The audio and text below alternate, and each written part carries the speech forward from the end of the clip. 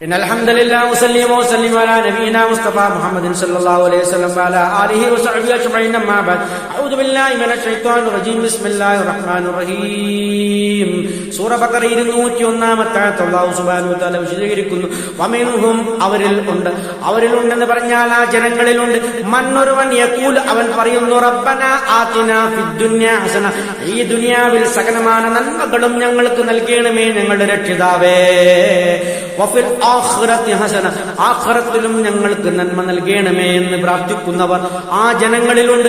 മാത്രമല്ല വഖിന അദാബന്നാർ ആ നരകാഗ്നിയെ തൊട്ട് ഞങ്ങളെ സംരക്ഷിക്കുകയും ചെയ്യണമേ, നമ്മളെ ആ നരകാഗ്നിയെ തൊട്ട് രക്ഷിക്കുകയും ചെയ്യണമേ എന്ന് പ്രാർത്ഥിക്കുന്നവരും ആ ജനങ്ങളിലുണ്ട്. ഇതാണ് യഥാർത്ഥത്തിൽ ഒരു സത്യവിശ്വാസിയുടെ മുഅ്മിനിന്റെ പ്രാർത്ഥനയായി വരേണ്ടത് എന്നാണ് അല്ലാഹു സുബ്ഹാനഹു വ തആല നമുക്ക് പഠിപ്പിച്ചു തരുന്നതും നമ്മോട് കൽപ്പിക്കുന്നതും. എന്താണ് ഈ പറഞ്ഞതിന്റെ വിശദീകരണം? റബ്ബനാ ആതിനാ ഫിദ് ദുനിയ ഹസന. അങ്ങനെ പറഞ്ഞാൽ അതിന്റെ അർത്ഥം റസൂൽ സല്ലല്ലാഹു അലൈഹി വസല്ലം നമുക്ക് വിശദീകരിച്ചു തരുന്നു, ഈ ദുനിയാവിലുള്ള സകലമായ നന്മകളും എല്ലാ തരത്തിലുള്ള ഔന്നത്യങ്ങളും അല്ലാഹുവിനോട്, സകലമായ അനുഗ്രഹങ്ങളും അല്ലാഹുവിനോട് ചോദിക്കുകയാണ്.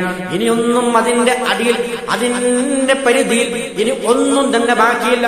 ആ രൂപത്തിൽ മുഴുവൻ ഹസനാത്തുകളും നന്മകളും അല്ലാഹുവിനോട് ചോദിക്കുന്ന ഒരു രൂപമാണിത്. റബ്ബനാ ആതിനാ ഫിദ് ദുനിയ ഹസന. ഈ ദുനിയാവിലുള്ള സകല നന്മകളും നമുക്ക് നൽകണമേ. ഈ പ്രാർത്ഥന ഒരു മനുഷ്യന് മതിയായതാണ്. ശേഷം അവൻ പറയുന്നത് എന്താണ്? വഫിൽ ആഖിറതി ഹസന. ആഖിറത്തിലും സകലമായ നന്മകളും നൽകണമെന്ന് പറഞ്ഞാൽ അതിന് ആഖിറം തുടങ്ങുന്നത് ഖബർ ജീവിതത്തോടു കൂടിയാണ്. ആ ഖബറിൽ നല്ല അവസ്ഥ നൽകണമേ, ഹശറിന്റെ മൈതാനിൽ നല്ല അവസ്ഥ നൽകണമേ, സ്വർഗ്ഗവിജയം നൽകണമേ എന്നൊക്കെയാണ് ആ പറഞ്ഞതിന്റെ പൊരുൾ. എല്ലാം അതിൽ അടങ്ങിയിട്ടുണ്ട്. ശേഷം നരകത്തിൽ തൊട്ടവൻ കാവൽ ചോദിക്കുകയാണ്. വഖിന അദാബന്നാർ. ആ കത്തിക്കാണുന്ന അതികഠിനമായ, ഒരിക്കലും സഹിക്കാൻ പറ്റാത്ത ആ നരകത്തിൽ നിന്നും നമ്മെ രക്ഷിക്കണമേ എന്ന് പറയുന്നു. ഹജ്ജിന്റെ ആ തവാഫിന്റെ വേളയിൽ റുക്നുൽ യമാനിയുടെയും അതുപോലെ ഹജറുൽ അസ്വദിന്റെയും ഇടയിലുള്ള ആ ഒരു ഭാഗത്ത് വെച്ചുകൊണ്ട് അല്ലാഹുവിന്റെ റസൂൽ സല്ലല്ലാഹു അലൈഹി വസല്ലം ഈ പ്രാർത്ഥന പ്രാർത്ഥിച്ചതായി ഹദീസ് ഗ്രന്ഥങ്ങൾ കാണാം. റബ്ബനാ ആതിനാ ഫിദ് ദുനിയ ഹസന വഫിൽ ആഖിറതി ഹസനതൻ വഖിനാ അദാബന്നാർ.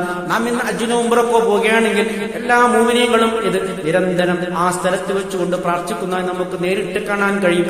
ഇത്രയുമാണ് ഈ ആയത്തുമായി ബന്ധപ്പെട്ട് നമുക്ക് വിശദീകരിക്കാനുള്ളതും. സത്യമായി മനസ്സിലാക്കുന്ന സജ്ജനങ്ങൾ നമ്മെ അല്ലാഹു ഉൾപ്പെടുത്തി അനുഗ്രഹിക്കുമാറാകട്ടെ. ആഖിറു ദഅവാനാ അൽഹംദുലില്ലാഹി റബ്ബിൽ ആലമീൻ.